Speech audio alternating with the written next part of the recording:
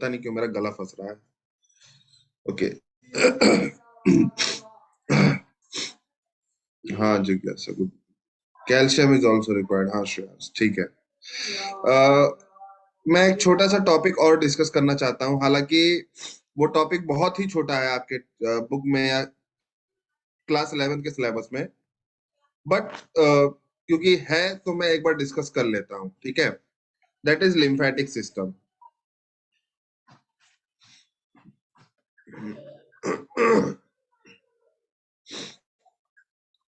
Lymphatic system slide में भी है लेकिन बहुत पीछे है, बट मैं ब्लड वेसल्स डिस्कस किया हूं तो मैं लिम्फेटिक सिस्टम भी बता देता हूं। कल हमने 3 ब्लड वेसल्स के बारे में पढ़ा। आर्टरीज जो ब्लड लेके आती हैं कहाँ, heart to body organs. Capillaries जो कि कनेक्ट करती है आर्टरीज को और वेन्स को, और वेन्स कहाँ लेके जाता है ब्लड को, from body organs to heart. हाँ, ये तीनों हमने पढ़ा। तो ब्लड आर्टरी के थ्रू आता है, कैपिलरीज में इंटरचेंज होता है, और फिर फाइनली डीऑक्सीजनेटेड ब्लड वेन में पोर कर दिया जाता है, और वेन सारा ब्लड लाके कहाँ पे दे देता है, हार्ट में दे देता है। अब कैपिलरी में एक और एक्सटेंशन निकलता है जिसको हम लिम्फेटिक वेसल्स कहते हैं। तो lymphatic system composed of lymphatic organs,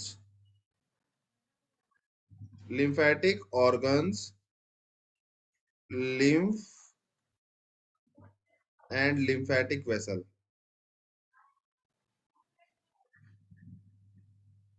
अब बच्चों जैसे आपने सर्कुलेटरी सिस्टम पढ़ा था ना, तो सर्कुलेटरी सिस्टम में आपको बताया गया था कि circulatory system is made up of an organ that is heart, दूसरा blood, and third blood vessels. इसी तरह लिम्फेटिक सिस्टम में भी लिम्फेटिक ऑर्गन्स होते हैं इन प्लेस ऑफ हार्ट, दूसरा ब्लड की जगह क्या होता है, लिम्फ होता है, और ब्लड वेसल्स की जगह क्या होते हैं बच्चों, लिम्फेटिक वेसल्स होते हैं।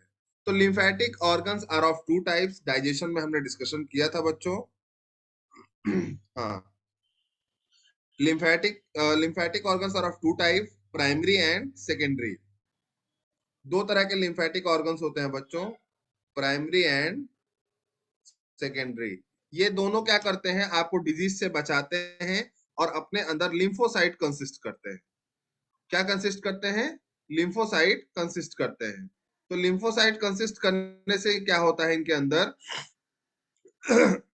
लिम्फोसाइट कंसिस्ट करने से क्या होता है, इनके अंदर इनफ डब्ल्यूबीसीज होते हैं।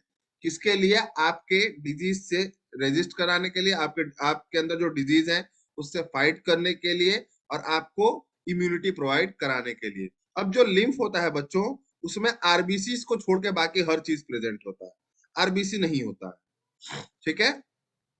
तो लिम्फ में आरबीसी को फिल्टर आउट कर दिया जाता है और ब्लड का सारा कंपोनेंट जो होता है वो चला आता है, स्पेशली डब्ल्यूबीसीज आते हैं, ठीक है। इसी वजह से उनका जो कलर होता है वो व्हाइटिश होता है, मतलब रेड नहीं दिखेगा आपको ये, ठीक है। lymphatic vessels are the vessels which emerges out from capillaries। अब देखिए ये समझिएगा, lymphatic vessels कैपिलरीज से भी निकलती हैं और टिश्यूज के अंदर तक जाती हैं। कहाँ जाती हैं, टिश्यूज के अंदर, वहां जहां कैपिलरी भी नहीं जा पाती। टिश्यूज के अंदर जाने के बाद वहां इंटरचेंज कराती हैं चीजों का, और उसके बाद, सॉरी मैंने गलत जगह मोड़ दिया उसको, उसके बाद ये वेन्स में डायरेक्ट पोर हो जाती है। फिर कैपिलरीज में नहीं जाती डायरेक्ट, कैपिलरीज से निकलती हैं, टिश्यूज में जाती हैं, टिश्यूज में इंटरचेंज कराती हैं, और फिर किसको दे देती हैं, सारा ब्लड वेन्स को दे देती है, और वेन्स फिर लेके चला जाता है। तो ये जो कैपिलरी से निकलना था और वेन तक जाना था, यही लिम्फेटिक वेसल का चैनल है। हर टिश्यू में, ब्रेन में जाएगा, लंग्स में जाएगा, कहीं पर भी ब्लड एकदम डीपेस्ट पार्ट तक नहीं जाता है। तो ब्लड का सारा कंटेंट ले जाने का जो काम है वो कौन करता है, लिम्फ करता है, लेस और मोर। ये समझ में आ गया बच्चों। तो ये हमारा लिम्फेटिक सिस्टम है। अब लिम्फेटिक ऑर्गन्स प्राइमरी कौन कौन से हैं बच्चों, प्राइमरी लिम्फेटिक ऑर्गन आपका थाइमस है, थाइमस है, बोन मैरो। बोन मैरो ही तो ब्लड बना रहा है, और थाइमस क्या कर रहा है, मैच्योर कर रहा है टी लिम्फोसाइट्स को। इसके बाद सेकेंडरी लिम्फोइड ऑर्गन्स क्या क्या है? दो तो हमने डाइजेशन में ही पढ़े थे, एक टॉन्सिल था और दूसरा पेयर्स पैचेस थे। लिम्फ नोड्स होते हैं। हाँ, टॉन्सिल्स था, पेयर्स पैचेस थे। Tonsils, pairs patches, lymph nodes,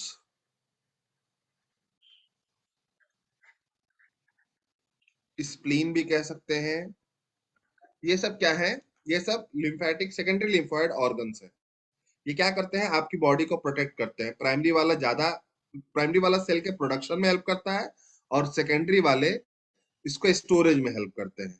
और लिम्फ जो होता है ये सारे सेल्स को लेकर के घूमता रहता है टिश्यूज में, ताकि जब जहां इन्फेक्शन मिले उसको क्या कर दिया जाए, किल किया जाए या उससे फाइट किया जाए, उसको रेजिस्ट किया जाए आपकी बॉडी में।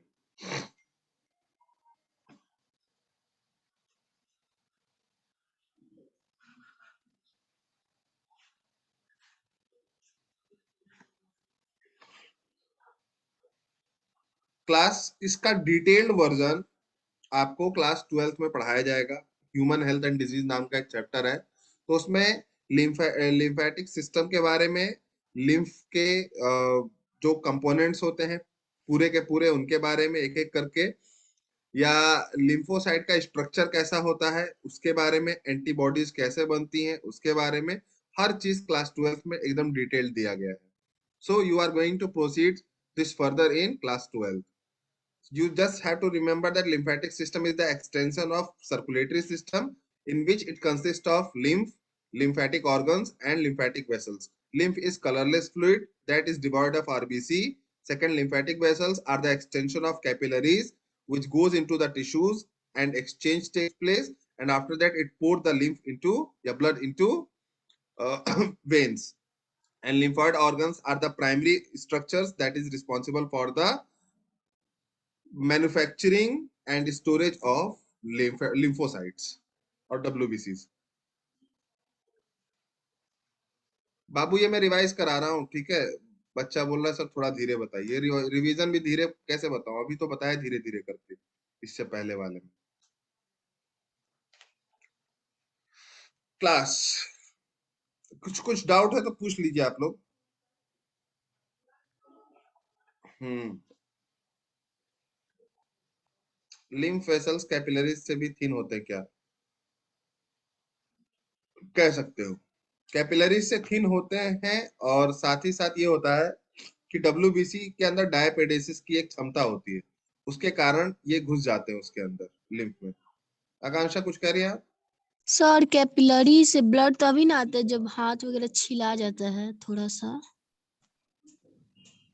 कहाँ पे ब्लड आने की बात कर रही है? मतलब कहीं भी हाथ वगैरह में थोड़ा सा छिला जाता है तो वो ब्लड जो आता है वो कैपिलरी से ही आता है ना। कैपिलरी हाँ, बहुत। आपको आपको जो ब्लड दिख रहा होता है जो रेडिश कलर का, वो कैपिलरी से ही आएगा। तो बच्चों, कहने का मतलब यही है कि जो आपके लिम्स होते हैं वो टिश्यूज तक न्यूट्रिएंट वगैरह पहुंचाने का काम तो करते ही हैं, लेकिन जाके चेकिंग भी करते हैं कि आपके टिश्यूज के इनर पार्ट में इधर उधर कहीं पर भी किसी तरह का कोई डिजीज तो नहीं है, या ब्लड में कोई इन्फेक्टिव एजेंट्स तो नहीं प्रेजेंट है। तो ये सब चीजें चेक भी करते हैं वो लोग, और किसी भी तरह का खतरा फील होने पर वो क्या करते हैं, उनसे फाइट करते हैं। व्हाइट कलर फ्लूइड, हाँ व्हाइट कलर फ्लूइड होता है। लैक्टियल्स भी लिम्फ का पार्ट होता है, लिम्फेटिक वेसल्स का पार्ट है। हम्म। ये मैंने डाइजेशन में बताया था कि lacteals is the type of lymphatic vessel. तो आपके विलाई में ब्लड कैपिलरीज भी होती हैं और साथ ही साथ लिम्फेटिक वेसल्स भी होती हैं। ऐसा इंजरी पे ब्लड वेन्स में से निकलता है या कैपिलरीज से निकलता है, ये डिपेंड करता है कि इंजरी कैसी हुई है। अगर तुम हाथ का नस काट दोगे तो वहां वेन से निकलेगा, और अगर हल्का सा स्क्रैच वगैरह पड़ गया है तो कैपिलरीज से। चलिए ठीक है, हर्ट पढ़ते हैं बच्चों।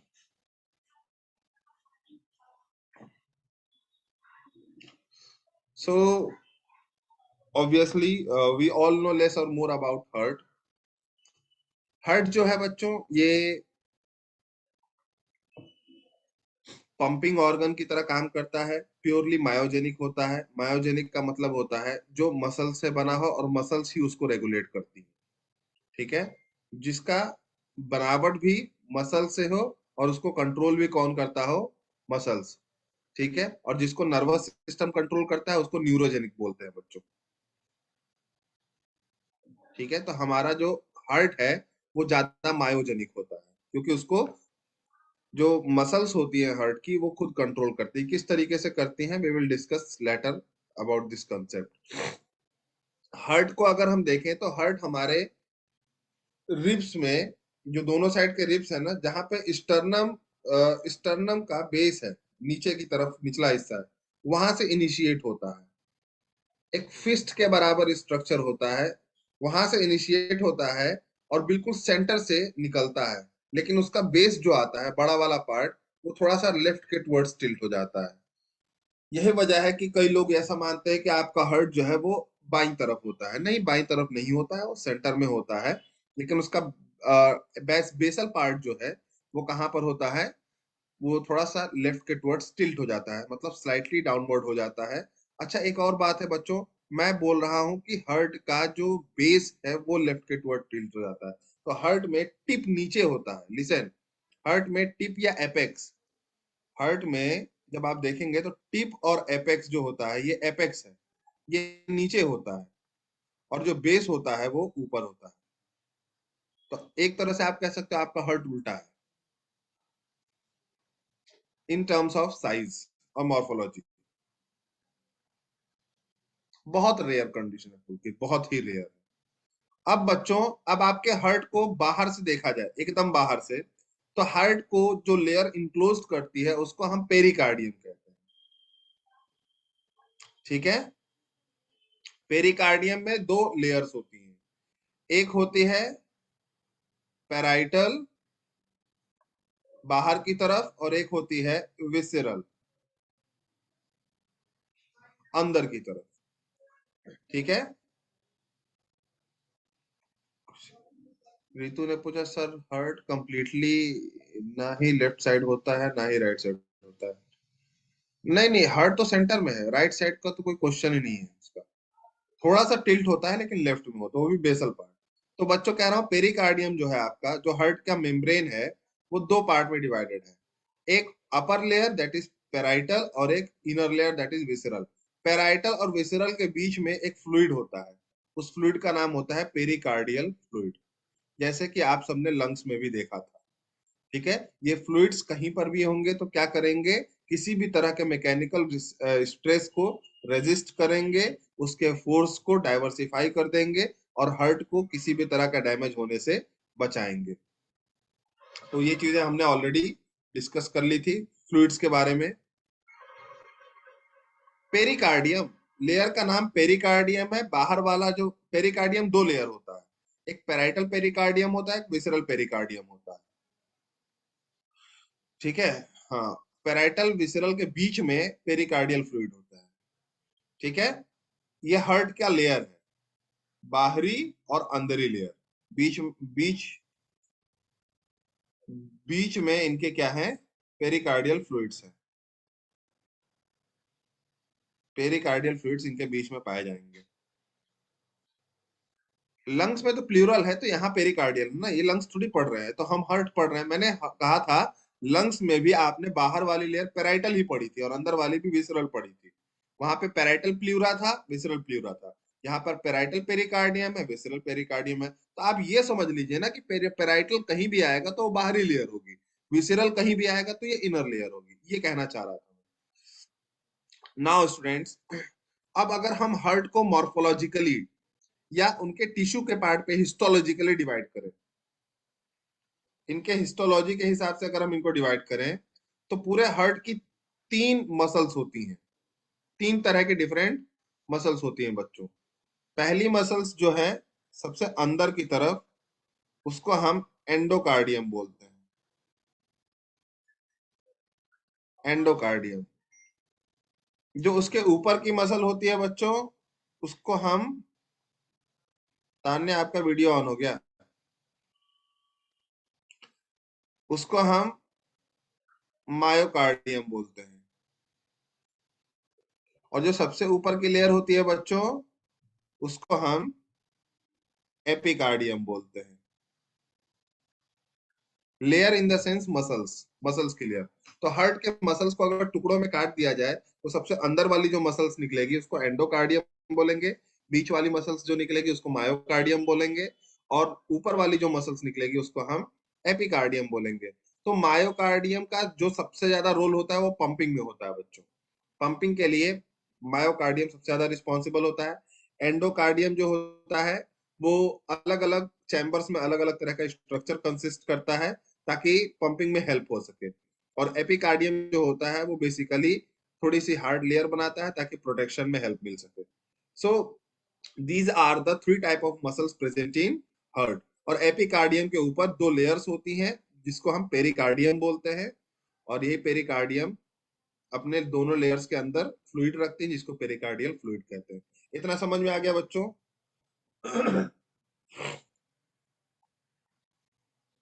सिर्फ एक बच्चे को आया, हैंड रेस कीजिए भाई। 10-12 बच्चों को आया। अनामिका ने कहा एक बार फिर से। चलिए मैं एक बार और रिपीट करता हूँ। ठीक है, put your hands down everyone. Let me repeat it once again.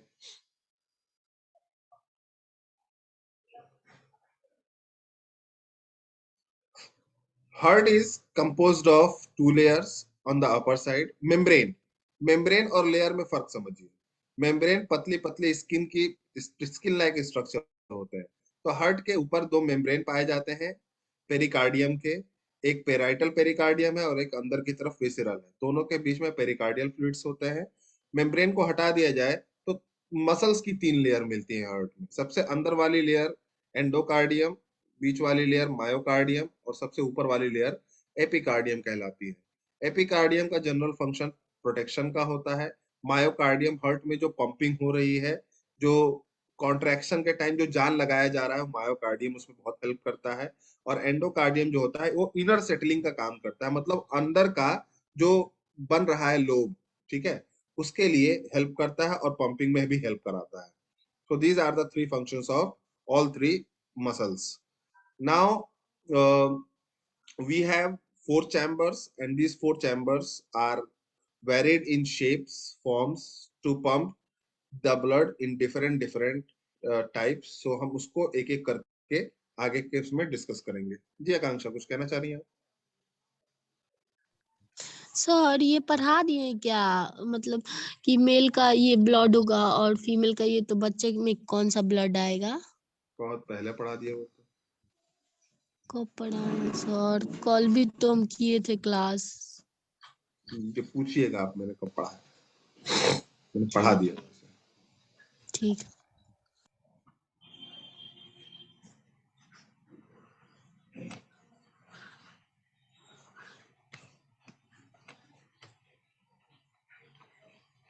So class, I'm not going to discuss the different blood lobes, sorry, means heart lobes in different organisms. हाँ तान्या कुछ कह रहे हैं? सर हमको हाथ मिल ही नहीं रहा है एनसीईआरटी में कहीं भी। क्या नहीं मिल रहा है? हाथ नहीं मिल रहा। हार्ट नहीं मिल रहा है? नहीं सर। अच्छा, तो बड़ी दिक्कत वाली बात हो गई। सच में सर नहीं मिल रहा है। नहीं सच में, मैं अभी एनसीईआरटी वालों को कंप्लेन करता हूँ। ऐसे कैसे नहीं दे रहे तुम्हारी बुक में हार्ट? मैं मायोकार्डियम, श्रेयांश मायोकार्डियम पंपिंग में हेल्प करेगा। पंपिंग के लिए जो मेन मसल है वो मायोकार्डियम ही है। देखो बच्चों ने पेज नंबर 283 बता भी दिया। आकांक्षा करी फाड़ दी होगी। पुलकित कह रहा है सर एनसीईआरटी वालों का नंबर दें क्या? रितु कह रही 283 पे है। देखो इतने हेल्पफुल बच्चे हैं, क्या चाहिए तुम लोग को क्लास में। Now class, Pisces have two chambered heart. ठीक है बच्चों, पाइसेस में दो चैम्बर्ड हार्ट होता है, एक एट्रियम है और एक वेंट्रिकल है। ठीक है, जो ब्लड लेके जा रहा है उसका नाम बल्बस आर्टीरियोसस है, जो ब्लड लेके आ रहा है उसका नाम साइनस विनोसस है। हालांकि इसका आपका कोई भी रोल नहीं है आपके चैप्टर में, बस एक बार डायग्राम आप लोग देख लीजिएगा तो समझ में आ जाएगा। हाँ तान्या आकांक्षा बताइए क्या भाई क्या बात है। मिल गया सर अब। कॉन्ग्रेचुलेशन, मैं तो फोन करने ही जा रहा था एनसीईआरटी वालों को। हाँ, सर मिल गया। हार्दी होगी सर। बोल रहे हैं कि ये सर मिक्स्ड सर्कुलेटरी सिस्टम जो होता है वो किस में होता है सर? 2 चैम्बर और 3 चैम्बर जहां भी मिलेगा आपको समझ लीजिए मिक्स होगा। तो सर इसका कोई बताइए ना कुछ, कैसे मैं पहचानेंगे? ऑलरेडी मैं बता चुका हूँ इस चीज को, हाँ तो लेकिन उस फिर दिन क्लास एक नहीं बार किए बता थे, देता एक बार बता दीजिए। हूँ। मैं रिपीट करूंगा। First let me discuss and then I will repeat. मैं वही बताने जा रहा हूँ क्लास। हाँ एक बार आप प्रीवियस वीडियोस देख लीजिए, जो पहला लेक्चर था ना इसका, एक बार आप इंट्रोडक्टरी वाला वीडियो देखिएगा, उसमें काफी कुछ बताया गया है। एनी हाउ फिर भी मैं रिपीट कर देता हूँ एक बार। So class, Pisces have two-chambered heart, atrium and ventricle, and blood goes from arteriosus, bulbous arteriosus, and come from sinus venosus. तो ये टू चैम्बर्ड हार्ट है और मिक्स सर्कुलेशन करेंगे पाइसेस। एम्फीबियंस का 3 चैम्बर्ड हार्ट होता है जिसमें एट्रियम 2 होते हैं और एक वेंट्रिकल होता है। ठीक है, तो 2 एट्रियम है और एक क्या है, वेंट्रिकल है।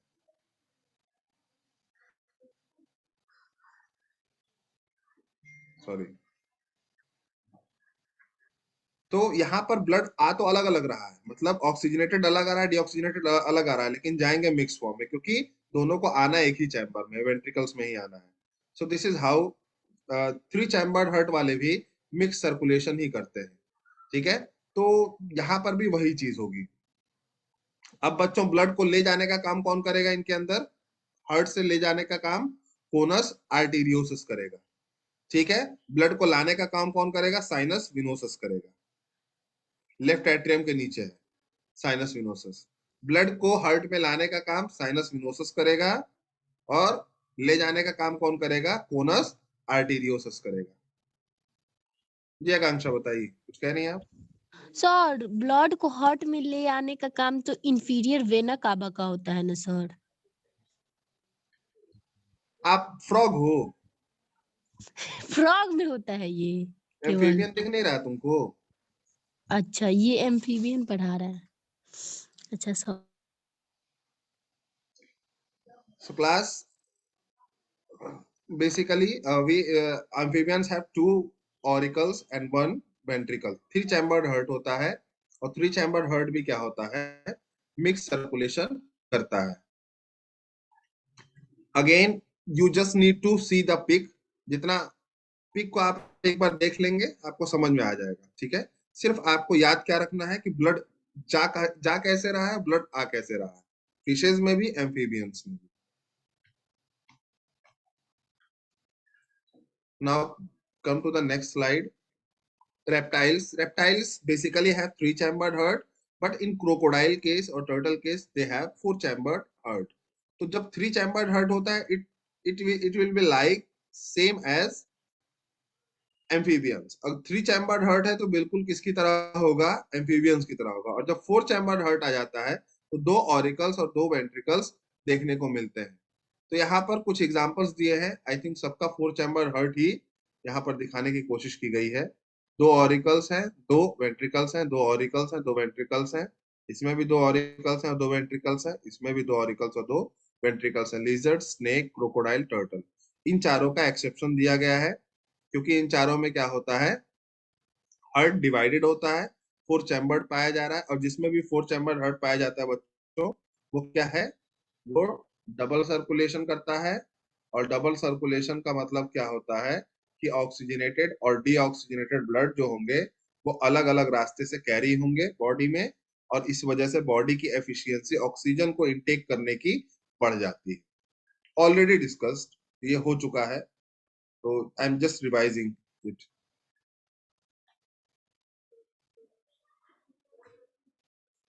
बर्ड्स में भी सेम कंडीशन होगा बच्चों, चारों चैम्बर पाए जाएंगे। ठीक है, और सब कुछ वही चीजें होंगी।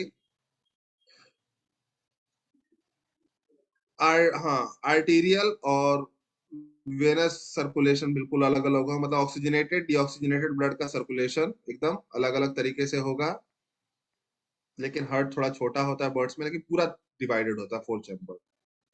मैमल्स का ऑब्वियसली इसी को हमको डिटेल में पढ़ना है। तो हमारे अंदर जो ब्लड आने का रास्ता है, ठीक है, वो दोनों चैम्बर में ब्लड आता है। तो मेन ब्लड लाता है हमारे अंदर इंफीरियर और सुपीरियर वेना केवा, ठीक है।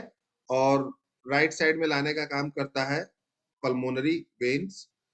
लेकिन इसको हम एक एक करके जब डायग्राम डिस्कस करेंगे तो वहां पर बताएंगे। इसी तरह ब्लड ले जाने का काम लेफ्ट साइड से कौन करता है?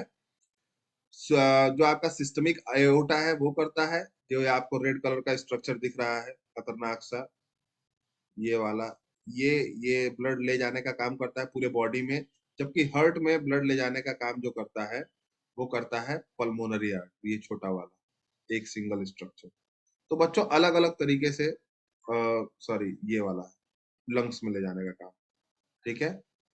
तो अलग अलग स्ट्रक्चर हम लोग जब हार्ट का कंप्लीट, जब वो हम पढ़ेंगे एनाटॉमी, वहां पे डिस्कस करेंगे। अगर चार्ट में दिया होगा तो ठीक, नहीं तो मैं यहीं पे डायग्राम बना करके आपको पूरा हार्ट का एक एक चीज समझाऊंगा।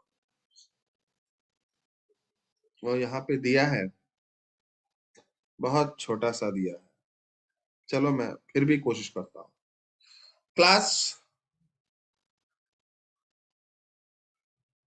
नहीं नहीं, ये नया टॉपिक ही है, ये नया टॉपिक ही है। हमको हार्ट का कंप्लीट स्ट्रक्चर पढ़ना है और उसके लिए हमको थोड़ा सा इधर ब्रीफ देना पड़ा। So class, now we are going to study about the anatomy of heart. We have two auricles, two ventricles.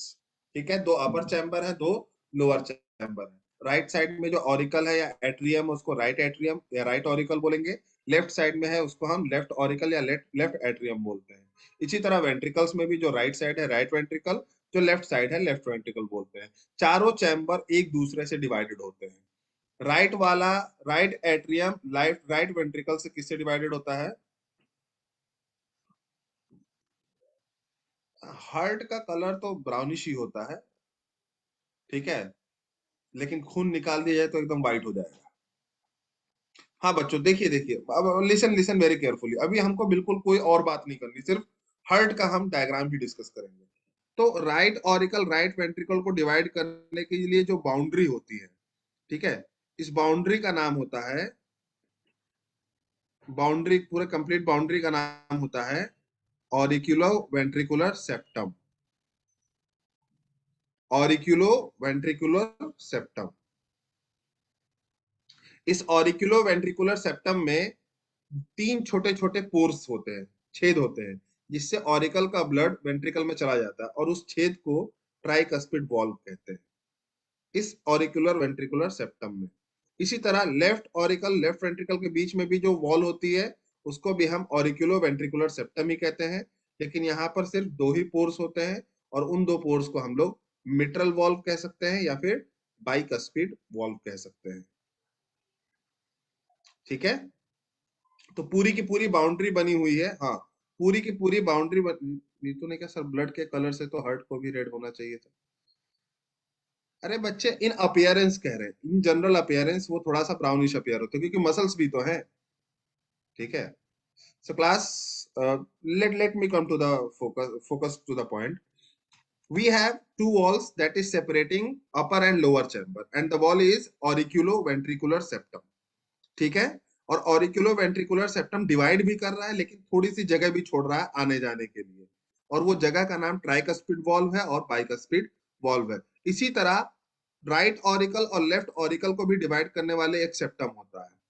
Right auricle और लेफ्ट ऑरिकल्स को, इनको हम इंट्रा ऑरिकुलर सेप्टम बोलते हैं। बच्चों मैं एट्रियम को बार बार ऑरिकल कह रहा हूं, ठीक है, डोंट टेक इट, मतलब उसको अदरवाइज मत लीजिएगा, because this is the another name of that thing. और हमने जब पढ़ाई किया है तो ऑरिकल्स ही उस टाइम ज्यादा यूज होता था, तो मैं इसीलिए मेरे मुंह पे ऑरिकल्स ही चढ़ा हुआ है, ठीक है। आप चाहे तो ऑरिकल्स जहां पर भी लग रहा है वहां पे एट्रियल लगा सकते हैं, ठीक है, इट्स अप टू यू। तो इंटर ऑरिकुलर सेप्टम, दो ऑरिकल्स को डिवाइड करेंगे और इसके बीच में किसी भी तरह का कोई गैप नहीं दिया होगा। किसको डिवाइड करेंगे? ये किसको डिवाइड करेंगे? Right auricle and left auricle को। इसी तरह इंटर वेंट्रिकुलर सेप्टम जो होगा ये राइट वेंट्रिकल और लेफ्ट वेंट्रिकल को डिवाइड करेगा। हाँ, and that is the thing कि ऑरिकल्स के आपस में किसी भी तरह का कोई गैप या किसी भी तरह का कोई मिक्सिंग नहीं हो सकता। इसी तरह वेंट्रिकल्स के राइट और लेफ्ट चैम्बर में किसी भी तरह का कोई मिक्सिंग पॉसिबल नहीं, क्योंकि कोई भी लिंक नहीं दिया गया, कनेक्शन नहीं दिया गया, पूरी तरह से डिवाइडेड है। सिर्फ कनेक्शन कहाँ कहाँ पे दिया गया है? राइट एट्रियम राइट वेंट्रिकल के बीच में, लेफ्ट एट्रियम और लेफ्ट वेंट्रिकल के बीच में दिया गया है। So this is the less or more a brief about the heart chamber. Heart chamber और उसकी बाउंड्रीज हमने डिस्कस कर ली। अब मैं कुछ ऐसी चीजें बताऊंगा जो शायद आप लोगों को नहीं पता है, ठीक है? शायद यहाँ पर भी नहीं दिया है, बट ठीक है, आई विल डिस्कस। देखिए बच्चों, ट्राइकस्पिड वॉल्व जो होते हैं ये राइट एट्रियम और राइट वेंट्रिकल के बीच में पतली पतली मेम्ब्रेन की लेयर होती है, ठीक है? और ये मेम्ब्रेन ब्लड के प्रेशर से कभी भी फट सकता है, कभी भी फट सकता है। तो इसको वेंट्रिकल की तरफ से कुछ लिगामेंट सपोर्ट देते हैं। क्या करते हैं? सपोर्ट देते हैं। इन सपोर्टिव स्ट्रक्चर्स को क्या कहते हैं? कोई बच्चा बता सकता है? एनीवन? कोई भी नहीं आया? चलो कोई बात नहीं। कोरोनरी नहीं बोलते, कॉर्डी टेंडिनी बोलते हैं, ठीक है? इनको हम कॉर्डी टेंडिनी कहते हैं, जो सपोर्ट आता है। हाँ ठीक है मंतशांजलि। तो कॉर्डी टेंडिनी, हाँ रितु, कॉर्डी टेंडिनी क्या करते हैं? ट्राइकस्पिड और बाइकस्पिड को नीचे की तरफ से सपोर्ट दे रहे होते हैं ताकि ब्लड के प्रेशर से ये मेम्ब्रेन फटे ना। इसी तरह से बच्चों लेफ्ट में भी सेम चीज होती है, राइट की तरह से ही। जो राइट वेंट्रिकल्स जो होते हैं और लेफ्ट वेंट्रिकल्स होते हैं, इन दोनों में लेफ्ट वेंट्रिकल्स के अगल बगल की जो मसल्स होती हैं उसकी थिकनेस ज्यादा होती है। लेफ्ट वेंट्रिकल्स के बगल की जो मसल्स होती हैं, मतलब इनका जो मायोकार्डियम होता है वो बहुत थिक होता है। मायोकार्डियम इनका क्या होता है? थिक होता है। इसलिए थिक होता है क्योंकि सबसे ज्यादा प्रेशर के साथ ब्लड को फ्लो कौन करता है? लेफ्ट वेंट्रिकल करता है। और सबसे ज्यादा बॉडी पार्ट में, मतलब सर से लेके पैर तक एक्सेप्ट लंग्स, पूरे ब्लड को पहुंचाने का काम लेफ्ट वेंट्रिकल का ही है। इसी वजह से इसके मसल्स बहुत ही ज्यादा क्या होते हैं? हेवी एंड थिक होते हैं। हाँ आकांक्षा बताइए। सर पर प्रेस सॉरी हाँ हाँ सर, सबसे ज्यादा प्रेशर तो होना चाहिए इसके पास ना, अच्छा हार्ट से बॉडी में जाता है। हाँ ये आर्टरी जो है सर, इसमें सबसे ज्यादा प्रेशर होता है, हम लोग जानते हैं, वेन वेन के कंपेयर में। अभी हम आर्टरी और वेन की बात नहीं कर रहे हैं ना, अभी हम हार्ट के 4 चैम्बर की बात कर रहे हैं। हाँ तो वही आप बता रहे चार हैं ना कि चैम्बर। प्रेशर ज्यादा होता है तो इसलिए ये वेंट्रिकल देगा आर्टरी को, तब आर्टरी लेगा उतना प्रेशर। दिया किसने? क्रिएट किसने किया? Left ventricle. So left ventricle has the maximum pressure because it has to give blood to all the body through arteries, obviously. So now one more thing that you have to learn is blood सबसे ज्यादा class, blood सबसे ज्यादा receive right auricle या right atrium में होता है through 3 veins. 3 when से blood receiving होती है। सबसे पहले जो वेन होती है उसका नाम है सुपीरियर वेना केवा। ये ऊपर के पार्ट से, मतलब हार्ट के ऊपर जितने भी पार्ट है वहां से ब्लड कलेक्ट करके लाती है। इसी तरह हार्ट के नीचे जितना भी बॉडी पार्ट है सबके वहां से ब्लड कलेक्ट करके लाने का काम किसका है? इंफीरियर वेना केवा का होता है। हाँ बिल्कुल, वॉल्व बैकवर्ड फ्लो को ही रोकता है, उसका काम ही यही है कि एक बार आर्टरी से वेन में ब्लड चली आई तो, सॉरी आर्टरी से वेंट्रिकल में ब्लड चली आई, ऑरिकल से वेंट्रिकल में, तो फिर वेंट्रिकल से वापस ऑरिकल में नहीं जाने देगा वो उसको। हाँ तो 1 मिनट आकांक्षा रुक जाइए, मैं let me explain this and then I will come to you. So superior vena cava जो है बच्चों, वो ब्लड को क्या करता है? वो ब्लड को आने दे रहा है। कहां पर? राइट ऑरिकल में, अपर पार्ट से। और इंफीरियर वेना केवा कहाँ से आने दे रहा है, लोअर पार्ट से आने दे रहा है। और ये सारे ब्लड जो आ रहे हैं वो सब क्या है, deoxygenated, they all are deoxygenated blood. एक और वेन जो आती है राइट एट्रियम में, उसका नाम है कोरोनरी वेन। किसी भी बच्चे को आइडिया है कोरोनरी वेन क्या होता है बच्चों, किसी भी बच्चे को, एनीवन?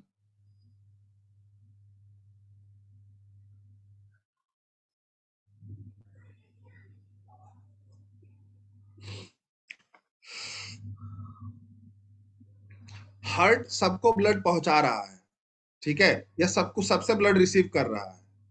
तो जो वेन हार्ट के मसल से, हाँ, जो वेन हार्ट के मसल से को ही वेन कलेक्ट करती है, वहां से ब्लड कलेक्ट करती है, ठीक है, ये हार्ट के मसल से ब्लड कलेक्ट करके लाके हार्ट को दे देती है, ठीक है। इसी तरह हार्ट तक ब्लड पहुंचाने का काम कौन करता है, कोरोनरी आर्टरी करता है, ठीक है। हार्ट का जितना भी डिजीज होता है इसमें कोरोनरी आर्टरी की बहुत ज्यादा रोल होता है, बहुत ज्यादा रोल होता है। कोरोनरी का मतलब ही हार्ट से है, ठीक है बच्चों।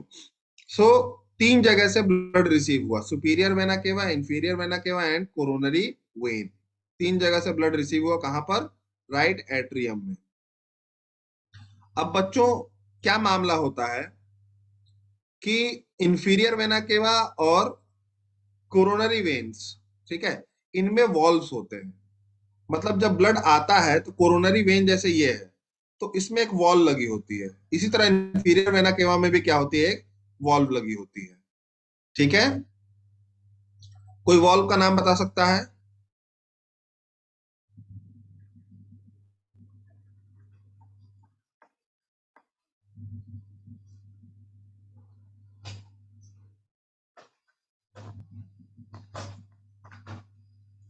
इंफीरियर वेना केवा में यूस्टेचियन वॉल्व लगी होती है और कोरोनरी वेन में थिबिशियन वॉल्व लगी होती है।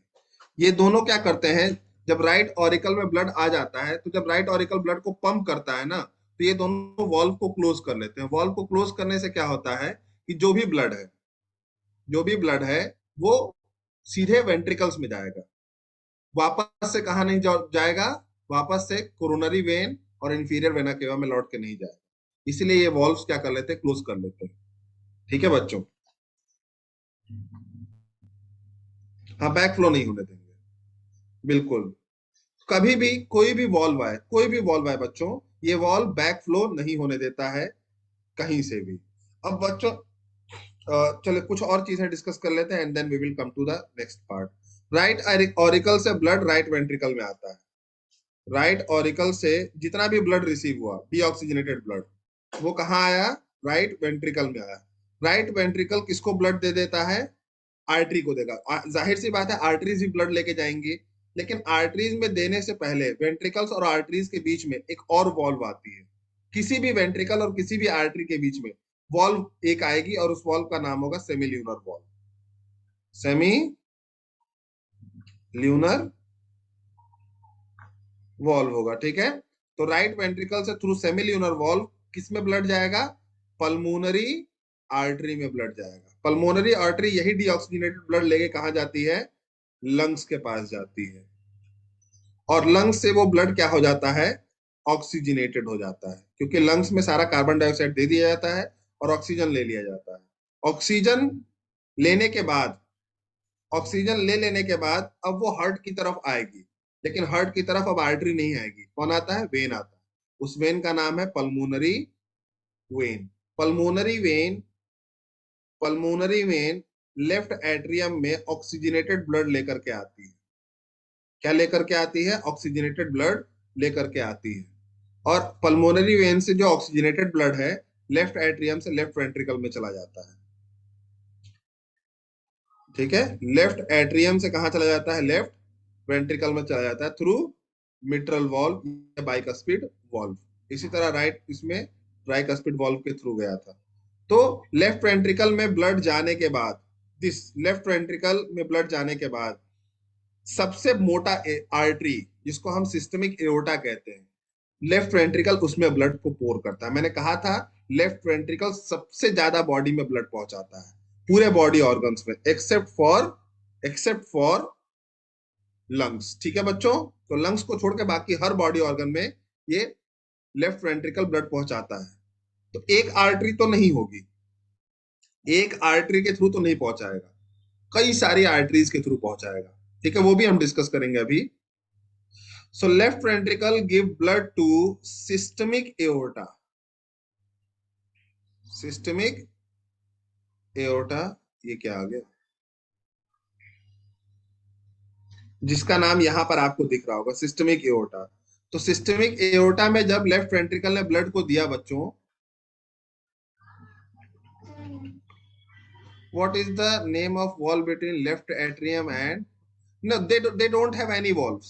pulmonary vein और सुपीरियर वेना केवा कोई वॉल्व नहीं कंसिस्ट करते, इसलिए क्योंकि वो थोड़ा अपर साइड से आते हैं, तो ये थोड़ा अगेंस्ट द ग्रेविटी होते हैं। तो जब ब्लड पंपिंग होती है ना, जैसे मान लो ये वेन है, ये वेन है, ये बाहर से आई, तो जब ब्लड पंप होता है तो मसल्स इस तरह से पंप होते हैं कि इस वॉल को अपने आप बाहर ढकेल देती है, फिर खुलती हैं तो ये अंदर आ जाता है, फिर बंद होती हैं तो ये अपने आप बाहर की तरफ चला जाता है।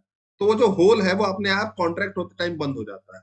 किसका होल? पल्मोनरी वेन का होल और सुपीरियर वेना केवा का होल। तो उन दोनों में वॉल्व्स की जरूरत नहीं होती है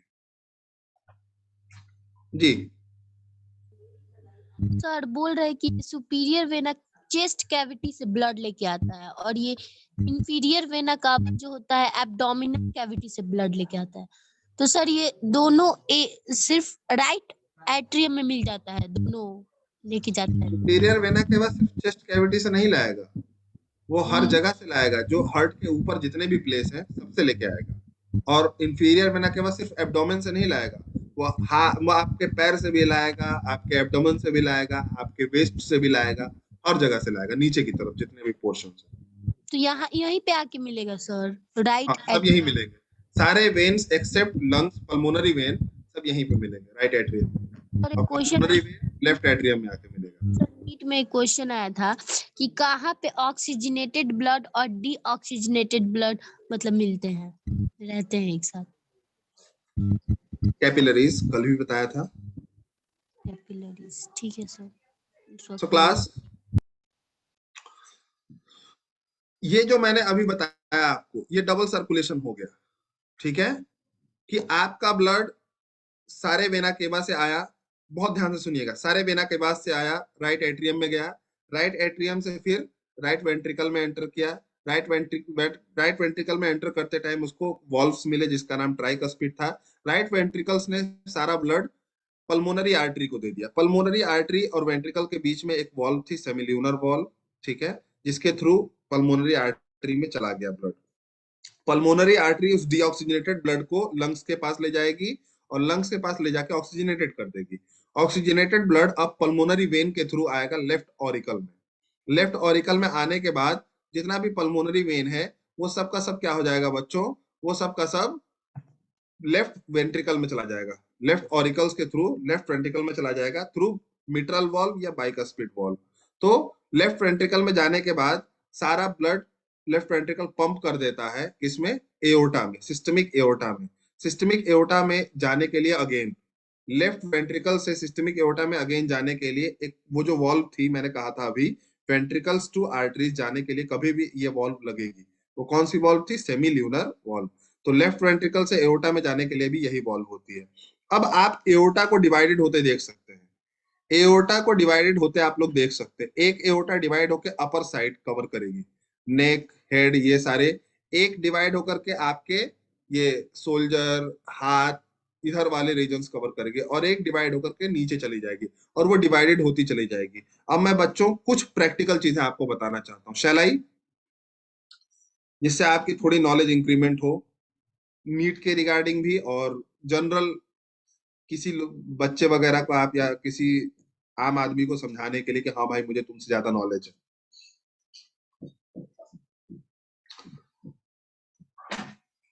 चलिए बच्चों, ठीक है, ध्यान से सुनिएगा। जब बच्चा छोटा होता है एम्ब्रियोनिक स्टेज में, ठीक है, तो उसमें दो चीजें होती हैं जो आपसे बिल्कुल अलग है। पहला ये कि उसका राइट ऑरिकल और लेफ्ट ऑरिकल जुड़ा हुआ होता है, उसके बीच में एक छेद होता है, ठीक है। क्या होता है, राइट ऑरिकल और लेफ्ट ऑरिकल जुड़ा हुआ होता है जब हार्ट डेवलप होता है छोटे बच्चे में, एम्ब्रियोनिक स्टेज में जब वो बन रहा होता है। और दूसरी बात है, उसकी पल्मोनरी आर्टरी और सिस्टमिक एओर्टा ये दोनों भी जुड़े हुए होते हैं, मतलब उनके अंदर ब्लड मिक्स फॉर्म में ट्रेवल हो रहा होता है। लेकिन क्योंकि सारा न्यूट्रिएंट इंग्रेडिएंट मदर की बॉडी से जा रहा है तो उनपे बहुत ज्यादा इफेक्ट नहीं पड़ता है। ठीक है बच्चों, उनपे बहुत ज्यादा इफेक्ट नहीं पड़ता है। अब बच्चों जनरली क्या होता है कि जब बच्चा धीरे धीरे बड़ा होता है, ग्रोथ होता है एम्ब्रियोनिक उसका, और वो इन्फेंट स्टेज में पहुंच जाता है, मतलब जब पैदा होने लायक हो जाता है, तो उस टाइम पे क्या होता है कि ये right auricle, right left auricle और राइट ऑरिकल का जो गैप है वो फिल हो जाता है, लेकिन एक छोटा सा गड्ढा रह जाता है। उस गड्ढे को क्या बोलते हैं, एनीवन? उसकी जगह एक छोटा सा गड्ढा रह जाता है।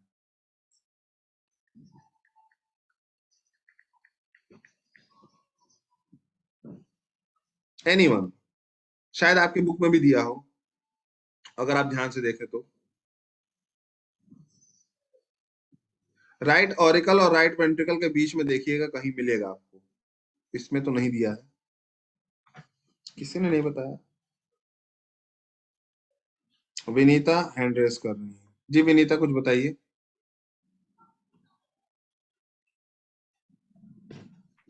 Auricle no sir. क्या हुआ? आपकी आवाज नहीं आई, फिर से बताइए जरा।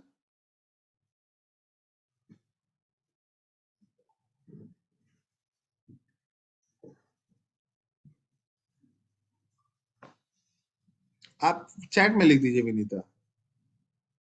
नहीं नहीं, नोड नहीं है वो, नोड नहीं है, नोड नहीं है बच्चों, नोड नहीं है। वो राइट ऑरिकल लेफ्ट ऑरिकल के बीच में एक डिप्रेशन है, छोटा सा गड्ढा है, जिसको बचपन में फोसा ओवेलिस कहते हैं। बचपन में उसको हम फोसा ओवेलिस कहते हैं।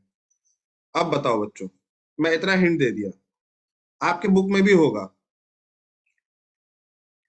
एक मिनट, विनीता फिर से हैंड रेस कर रही है, बताइए विनीता।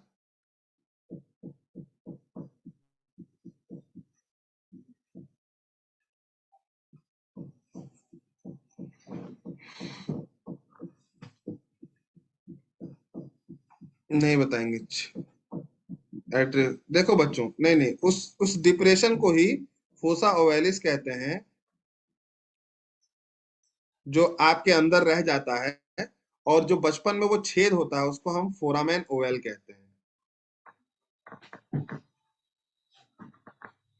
ठीक है, कभी कभी होता है ना, बच्चा पैदा होता है, डॉक्टर कह देते हैं इसके दिल में छेद है, तो दिल में छेद, वो छेद होता है जो फोरामेन ओवेल कवर नहीं हो पाता है। तो तुम कभी भी अपना हर्ट देखोगे तो अपने हर्ट में ऑरिकल्स की तरफ एक छोटा सा गड्ढा मिलेगा, उस गड्ढे को फोसा ओवेलिस कहते हैं बच्चों।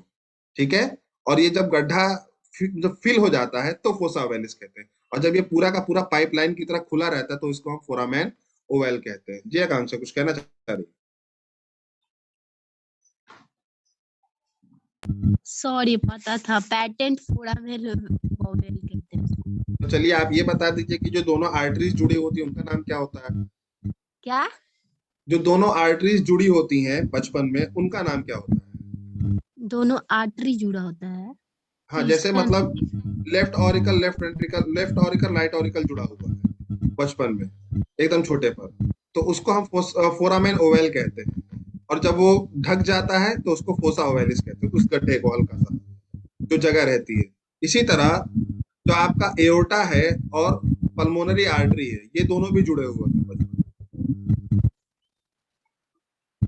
इनको हम लोग बच्चों डक्टस आर्टीरियोसस कहते हैं। क्या? डक्टस आर्टीरियोसस।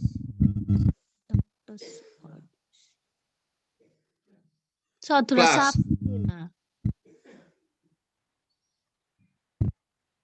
बिल्कुल होगी प्रॉब्लम, मैं बता रहा हूँ, पहले आप लोग ये समझ लीजिए कि कहते क्या है। देखिए, हार्ट में ऑरिकल्स में जब छेद हो जाता है तो उस छेद को हम लोग फोरामेन ओवेल कहते हैं, लेकिन बच्चा जैसे बड़ा होता है एम्ब्रियोनिक स्टेज में, वो छेद कम होता चला जाता है और एक गड्ढा रह जाता है। वो गड्ढा आपके अंदर अभी भी है, वो गड्ढे को हम फोसा ओवेलिस कहते हैं बच्चों। ये आपको समझ में आ गया होगा। इसी तरह जो आपकी दोनों आर्टरीज निकली होती हैं वो भी क्या होती है कि इंटरकनेक्टेड होती हैं, उस समय दोनों आर्टरी को कंबाइन करके डक्टस आर्टीरियोसिस कहते हैं हम लोग। लेकिन धीरे धीरे पल्मोनरी आर्टरी अलग हो जाती है और सिस्टमिक एओर्टा अलग हो जाता है। ठीक है, इसका कोई सर्टेन नाम नहीं है, आपके अंदर यही नाम है, सिस्टमिक एओर्टा और पल्मोनरी आर्टरी। लेकिन बचपन में वो क्या होता है, डक्टस आर्टीरियोसिस हो जाता है, क्योंकि जुड़ा हुआ होता है। जब भी बच्चों, अगर इस कंडीशन में आप अगर हो गए कभी, या बच्चा इस तरह से पैदा हुआ है, तो समझ लीजिए कि वहां पर ब्लड की मिक्सिंग होना श्योर है। अगर आर्टरीज मिल जाएंगी तो भी ब्लड का मिक्सिंग हो जाएगा, या फिर दोनों ऑरिकल्स मिल जाएंगे तो भी ब्लड का मिक्सिंग हो जाएगा। तो ऐसी कंडीशन में बच्चे के अंदर जो ब्लड होता है वो मिक्स फॉर्म में ट्रेवल होता है, और जिसके वजह से उसके अंदर डीऑक्सीजनेटेड ब्लड का कंटेंट बढ़ जाता है, और इस सिचुएशन को ब्लू बेबी सिंड्रोम कहते हैं। ब्लू बेबी सिंड्रोम में बच्चे के अंदर का ऑक्सीजन लेवल घट जाता है, अगर उसको तुरंत सर्जरी नहीं कराया गया तो बच्चा मर जाएगा। जितने बच्चों को समझ में आ गया हैंड रेस कर दीजिए। 8 बच्चों ने हैंड रेस कर दिया, 19 बच्चों ने कर दिया। तो हार्ट का एनाटॉमी समझना बहुत जरूरी था बच्चों। ठीक है, कौन कह रहा है, अनम्यूट कर दीजिए। आकांक्षा, हाँ बोल आकांक्षा। सर बोल रहे सर बच्चा जब होता है सर तो उसको लटका के नर्स मारती क्यों है सर? क्या चीज? सर जब बच्चा होता है मतलब पैदा हाँ हो जाता है तो उसको नर्स सब लटका के उसको मारती है सर। हाँ, ताकि उसकी आवाज निकले, या फिर उसके गर्दन में अगर कोई एमनियोटिक फ्लूइड वगैरह फंस गया है तो वो सब निकल जाए। अच्छा ये है सर। एक बच्चे ने, सिमरन, सिमरन मैं आपको अनम्यूट कर रहा हूँ, आपको कौन सा पॉइंट नहीं समझ में आया, क्योंकि मैं पूरा का पूरा हर्ट नहीं दोबारा रिपीट कर सकता, it will take so much time. आपको कौन सा पॉइंट नहीं समझ में आया, आप बताइए, वो वाला पॉइंट मैं समझा देता हूँ एक बार।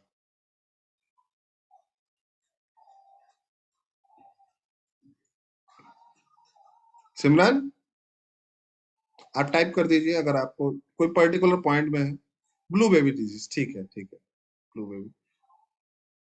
एक मिनट सुरभि विनीता, एक मिनट रुक जाइए। अगर आप लोगों ने क्वेश्चन पूछने के लिए हैंड रेस किया है तो रुक जाइए एक मिनट, नहीं तो हैंड्स डाउन ही कर लीजिए।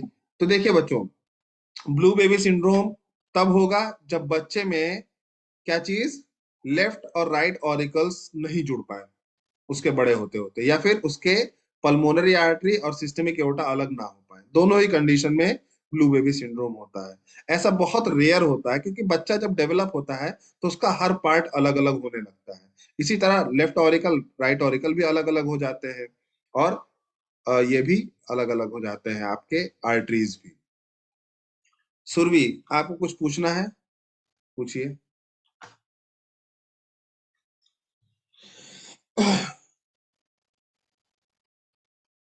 कुछ नहीं पूछना क्लास? ये तो हो गया।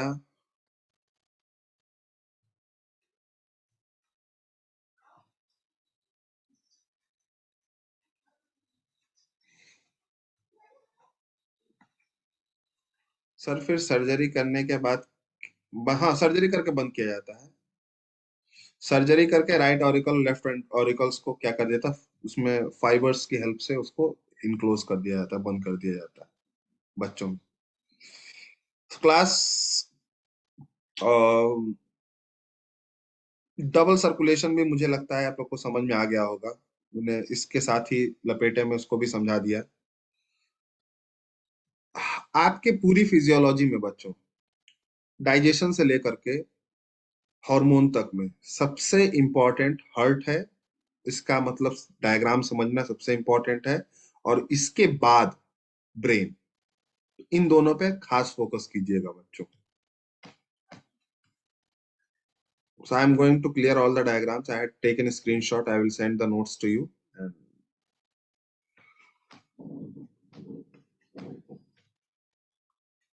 And now the thing is same. अब कुछ ये देख लीजिए, रटने वाली चीजें। मेजरमेंट 300 ग्राम का होता है, 12 सेंटीमीटर लेंथ होता है, 9 सेंटीमीटर ब्रेथ होता है इसका। ठीक है, 4 चैम्बर होते हैं। जिसमें ब्लड आता सुपीरियर वेना केवा इंफीरियर से है, राइट, और इसमें मतलब वही सारी चीजें हैं, ठीक है। राइट ऑरिकल से राइट वेंट्रिकल में जाएगा, राइट वेंट्रिकल से फिर कहाँ जाएगा, मतलब ट्राइकस्पिड से होते हुए फिर पल्मोनरी आर्टरी में जाएगा। तो ये सब चीजें मैंने ऑलरेडी अभी बता दी आपको डायग्राम समझाते समझाते। मुझे नहीं लगता कि इसमें कोई कंफ्यूजन होगा आपको। ये पूरा का पूरा आपका डबल सर्कुलेशन दे दिया। ये हार्ट का साउंड देख लेते हैं बच्चों, ये इंपॉर्टेंट है। देखिए, जब आपका हार्ट में ट्राइकस्पिड और बाइकस्पिड वॉल्व बंद होते हैं, जब ऑरिकल से वेंट्रिकल में ब्लड आ जाता है तो वहां पर कौन से वॉल्व बंद हो जाते हैं, बाइकस्पिड और ट्राइकस्पिड वॉल्व बंद हो जाते हैं। इसलिए बंद होते हैं ताकि जब वेंट्रिकल ब्लड को पंप करे तो सारा ब्लड ऑरिकल्स में वापस ना चला जाए। ब्लड कहाँ जाना चाहिए, आर्टरीज में जाना चाहिए।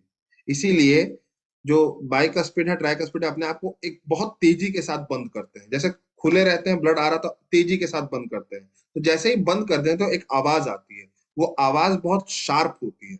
शार्प मतलब तेज होती है, तेज होती है, और एक साउंड उसमें क्लियर विजिबिलिटी होती है, उसको हम लब बोलते हैं। ठीक है, वो पहला साउंड जो निकलता है उसको हम लब कहते हैं। और जो दूसरा साउंड होता है बच्चों, ठीक है, वो जो होता है वो आपके सेमिल्यूनर वॉल्व से निकलता है। जब आपका ब्लड कहां से निकल जाता है, इसमें से निकल जाता है, कहां से,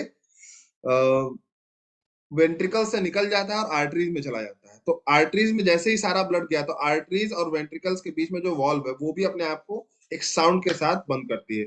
वो साउंड जो होता है बड़े कम टाइम के लिए होता है, लेकिन ज्यादा तेज होता है, क्लियर नहीं होता, ज्यादा तेज होता है।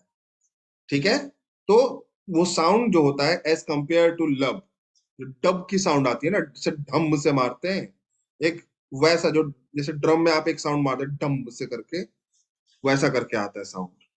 So that sound is dub. तो ये जो लब और डब की साउंड है, ये कोई एज सच ऐसा साउंड नहीं है कि ये लब और डब करके ही बज रहा हो। लेकिन जब डॉक्टर्स ने पहली बार इसको सुना तो उनको फील हुआ कि ये साउंड जो है, अगर हम इसको कन्वर्ट करें वर्ड्स में तो it will be somehow like लब एंड डब।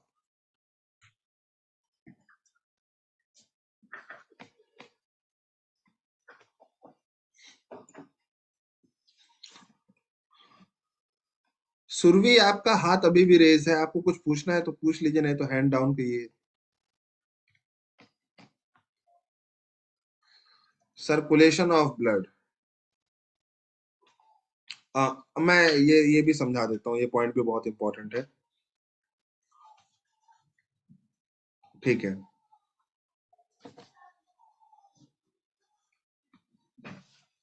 देखिए बच्चों, मैं इस पॉइंट को बहुत ही शॉर्ट में समझाने की कोशिश करूंगा और इफेक्टिवली आपको समझाने की कोशिश करूंगा कि किस तरीके से कौन सा ब्लड कहाँ पे कैरी होता है। इसके लिए मुझे एक व्हाइट पेज लगेगा।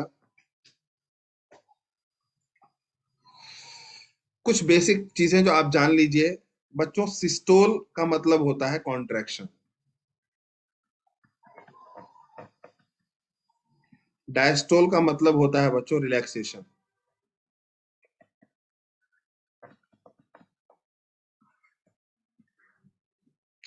सिस्टोल का मतलब कॉन्ट्रैक्शन, डायस्टोल का मतलब रिलैक्सेशन। हार्ट को, हार्ट में एक वॉल्यूम होता है, इसको हम बोलते हैं स्ट्रोक वॉल्यूम।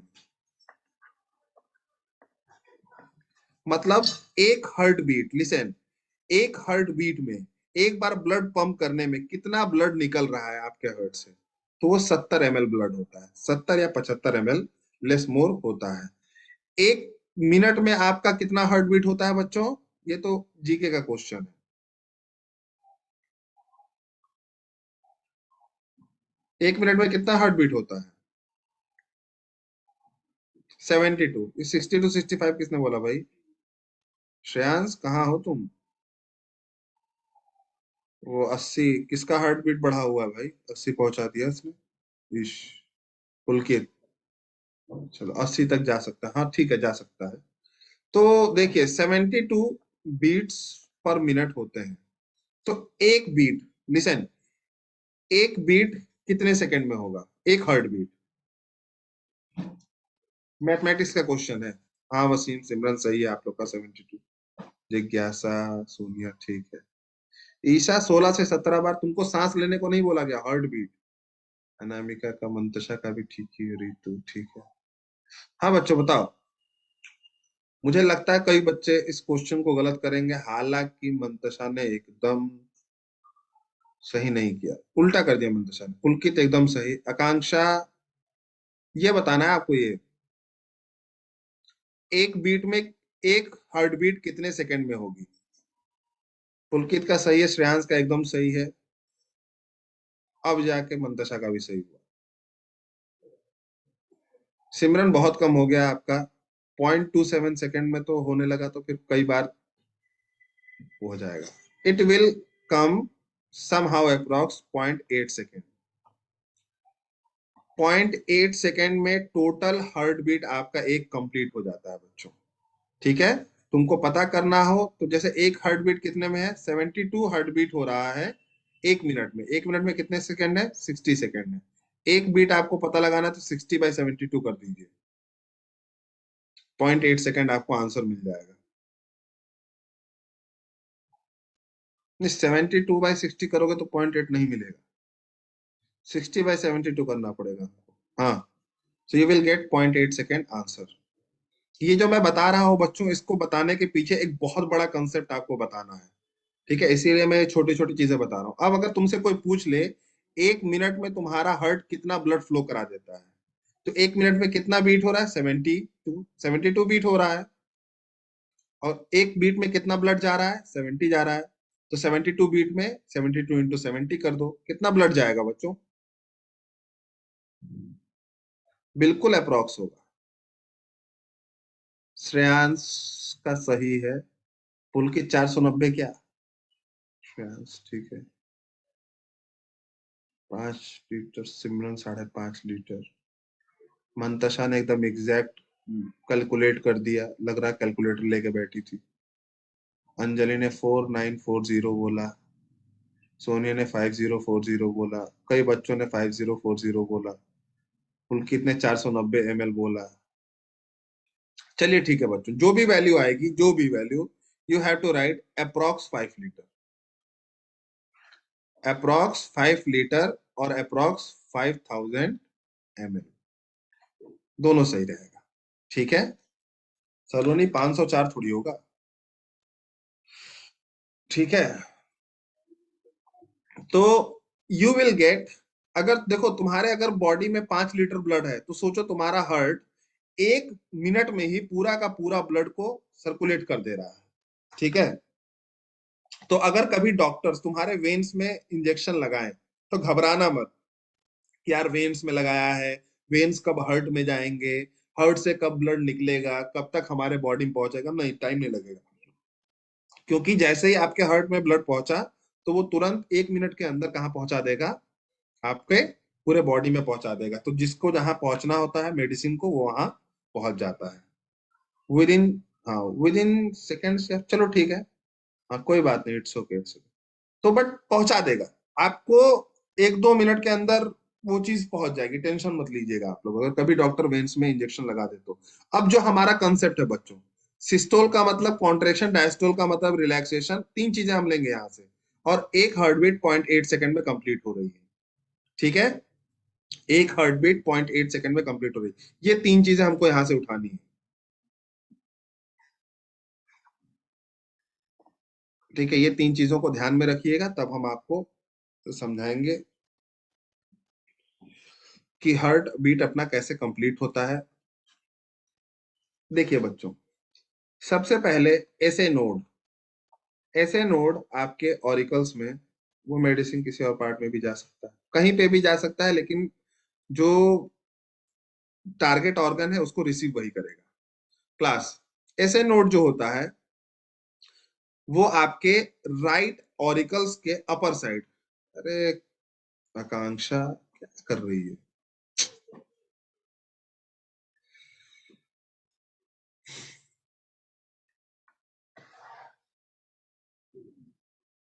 करना भूल जाता हूँ। क्या बता रहा था मैं? ऐसे नोड जो होता है बच्चों, या आपके राइट ऑरिकल्स के ऊपर प्रेजेंट होता है, ऊपर की तरफ। ऐसे नोड को पेस मेकर भी कहते हैं, क्योंकि जो इंपल्स जनरेट करना है, मतलब हार्ट के कॉन्ट्रैक्शन के लिए जो एनर्जी चाहिए, जो इलेक्ट्रिकल इंपल्स चाहिए, वो ऐसे नोड ही क्रिएट करता है। ठीक है, तो ऐसे नोड पहले बार इंपल्स जनरेट करता है। ये इंपल्स को क्या करता है? जनरेट करता है। ठीक है, ताकि हार्ट कॉन्ट्रैक्ट हो सके। इसी वजह से इसको हम पेस मेकर कहते हैं, क्योंकि पेस बना रहा है ये। ऐसे नोड किसको देगा अपना? जो भी उसने पेस बनाया है, इंपल्स बनाया है, वो किसको दे देगा?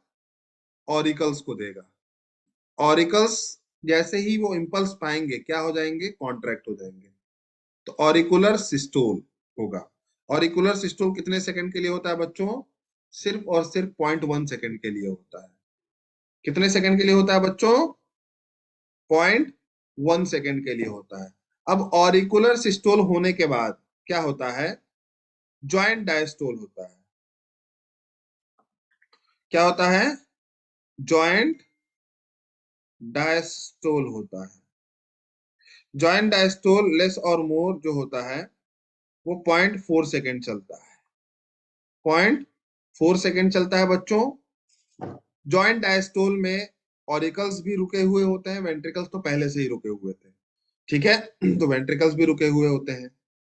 अगर कोई तुमसे पूछ ले कि इस टाइम में क्या होता है, तो ज्वाइंट डायस्टोल में जो इंपल्स है वो किसके पास आ जाता है? एवी नोड के पास आ जाता है। अब एवी नोड इंपल्स को क्या करती है? वेंट्रिकल्स में पहुंचाती है, ताकि वेंट्रिकल्स को पंप किया जा सके। एवी नोड कहां पर होती है? ये राइट ऑरिकल के अपर साइड में होता है। ऐसे नोड राइट ऑरिकल के अपर साइड में होता है, और एवी नोड जो होता है, ये राइट ऑरिकल के लोअर साइड में होता है। लोअर साइड में होता है। ठीक है, तो एवी नोड वहां पर होता है, और इसको हम पेस सेटर कहते हैं, क्योंकि इसके बाद ये जो पेस है या इंपल्स है, इसको खत्म हो जाना है। क्योंकि वेंट्रिकल्स के आगे किसी और चीज को तो पंप नहीं कराना है, पहले ऑरिकल्स पंप हुए, उसके बाद वेंट्रिकल्स पंप हुए, तो इसीलिए इसको हम पेस सेटर कहते हैं। तो एवी नोड के पास इतनी ताकत नहीं होती बच्चों कि वो पूरे वेंट्रिकल्स बहुत बड़ा स्ट्रक्चर है, तो वेंट्रिकल्स को पंप कराने के लिए बहुत ताकत की जरूरत होती है। तो एवी नोड पूरे वेंट्रिकल्स के ऊपर क्या करता है? अपना जाल बिछा के रखता है। उस जाल को हम बंडल ऑफ हिस कहते हैं। बंडल ऑफ हिस मतलब पूरे वेंट्रिकल्स को रस्सी से बांध देता है, कि जब मैं एक रस्सी खींचूंगा तो सारी रस्सी अपने आप खींच जाएगी और पूरे वेंट्रिकल्स कॉन्ट्रैक्ट हो जाएंगे। तो उस जाल को हम बंडल ऑफ हिस कहते हैं। और बंडल ऑफ हिस किससे बनता है बच्चों? किन फाइबर से बनता है? पुरकिंजे फाइबर से बनता है। पुरकिंजे फाइबर से बनता है। अब बच्चों देखो, ज्वाइंट डायस्टोल 0.4 सेकंड का हुआ। इस ज्वाइंट डायस्टोल में क्या क्या चीजें हुई? जो ऑरिकल्स का सिस्टोल था, वो कंप्लीट होने के बाद वेंट्रिकल्स का सिस्टोल होने की तैयारी हुई, मतलब वेंट्रिकल्स को कॉन्ट्रैक्ट कराने की तैयारी। तो एवी नोड ने सारा जिम्मेदारी अपने ऊपर लिया, सारा इंपल्स, और एवी नोड्स ने अपने सारे इंपल्स को किसको ट्रांसफर कर दिया? बंडल ऑफ हिस को ट्रांसफर कर दिया। और बंडल ऑफ हिस ने मिलके क्या किया? वेंट्रिकुलर सिस्टोल कराया, जो कि 0.3 सेकेंड तक हुई। रिपीट करता हूं मैं, ठीक है? देखिए बच्चों, सबसे पहले क्या हुआ? इंपल्स जनरेट करना होता है। हार्ट ऐसे तो पंप नहीं करेगा अपने आप, उसको कोई कहेगा तभी तो करेगा। तो हार्ट क्या करता है? वो ऐसे नोड से इंपल्स जनरेट करता है। इंपल्स एक बार जनरेट करने के बाद सब, अब आपका टाइम 0.8 सेकंड आपको देखना है। 0.8 सेकंड आपका स्टार्ट हो गया। तो सबसे पहले 0.8 सेकंड में 0.1 सेकंड कौन खा लेता है? ऑरिकल्स। ऑरिकल्स तुरंत कॉन्ट्रैक्ट हो जाते हैं, क्योंकि छोटे छोटे चैम्बर्स हैं, तो छोटे छोटे चैम्बर्स, और उनको ब्लड किसको देना है? सिर्फ वेंट्रिकल्स को। मतलब तुमको ब्लड अपने में से निकाल के अपने नीचे वाले चैम्बर में पहुंचाना है, तो बहुत कम टाइम लगता है। तो ऑरिकल्स तुरंत सिस्टोल होकर सारा ब्लड वेंट्रिकल्स में पहुंचा देते हैं। जैसे ही ब्लड वेंट्रिकल्स में पहुंच जाता है, तो दोनों रेस्ट पोजीशन में आते हैं। वेंट्रिकल्स कॉन्ट्रैक्ट होने की तैयारी कर रहा होता है, और ऑरिकल्स सारा ब्लड रिसीव कर रहा होता है दोबारा से। तो वेंट्रिकल्स जब ब्लड रिसीव कर रहा होता है, उस time AV node AV node impulse को लेता है, जो ऐसे नोड ने क्रिएट किया है, और बंडल ऑफ हिस को दे देता है। और उसी टाइम में आपके ट्राइकस्पिड बाइकस्पिड वॉल्व भी बंद हो जाते हैं। क्योंकि पता है कि वेंट्रिकल्स बहुत जान लगा करके पंप करेगा ब्लड को, और सारा ब्लड कहाँ आ जाएगा, ऑरिकल्स में आ जाएगा। इसीलिए उस समय डाइकस्पिड बाइकस्पिड वॉल्व भी क्या हो जाते हैं, बंद हो जाते हैं। फिर उसके बाद ये 0.4 सेकंड तक होता है ये काम। 0.4 सेकंड में वॉल्व्स क्लोज हो रहे हैं, एबी नोड अपना सारा इंपल्स पुरकिंजे फाइबर या बंडल ऑफ हिस को दे रहा है, और 0.4 सेकंड के बाद सब जान लगा करके वेंट्रिकल्स को क्या कर देते हैं, कॉन्ट्रैक्ट कराते हैं। 0.3 सेकंड में वेंट्रिकल्स कॉन्ट्रैक्ट होता है, और 0.3 सेकंड, अब आप जोड़ लीजिए टोटल जो टाइम लगा वो कितना लगा, 0.1 plus 0.4 0.3, that is equivalent to 0.8 second, जो कि हमने बोला था पेस एक। हाँ, अब क्लास देखिए, क्वेश्चन ये नहीं आएगा कि किसने कितनी देर तक वो किया, मैं बता रहा हूं जिस समय, listen, one thing that you have to carefully you have to observe is, जब ऑरिकल सिस्टोल करेंगे तो उस समय वेंट्रिकल डायस्टोल करेंगे, क्योंकि हार्ट का दोनों चैम्बर, लिसन, हार्ट का दोनों चैम्बर एक साथ अगर पंप हुआ तो ब्लड कहाँ जाएगा, तो हार्ट फट जाएगा, ठीक है। इसीलिए एक टाइम पर एक ही पंप कर सकता है, या तो अपर पार्ट या तो लोअर पार्ट। जब ऑरिकल कॉन्ट्रैक्ट करेगा तो वेंट्रिकल अपने आप क्या रहेगा, रेस्ट में रहेगा। जो वेंट्रिकल कॉन्ट्रैक्ट करेगा तो ऑरिकल्स को किस में रहना पड़ेगा, रेस्ट में रहना पड़ेगा, ठीक है।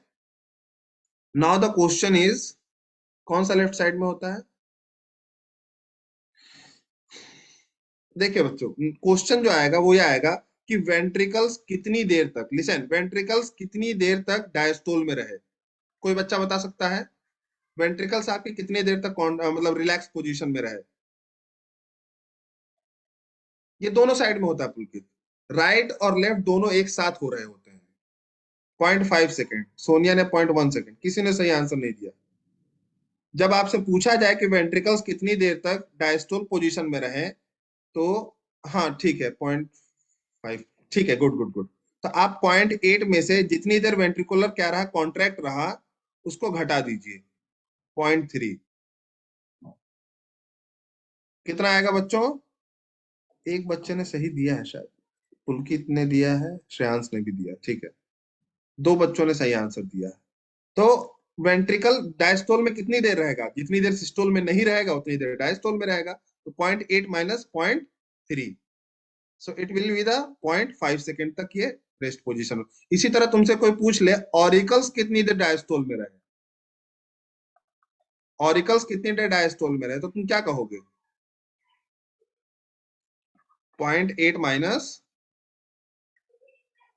वेरी गुड, अब सबने सही दिया, 0.1 सेकेंड। हाँ, 0.8 minus 0.1 that is equivalent to 0.7 second. अब कभी भी इससे रिलेटेड यही क्वेश्चन आएगा अगर आएगा तो, ठीक है। कौन सा हार्ट का चैम्बर कितनी देर तक रेस्ट में रहा या कितनी देर तक कॉन्ट्रैक्टेड रहा, तो कॉन्ट्रैक्टेड तो मैंने बता दिया आपको, ठीक है।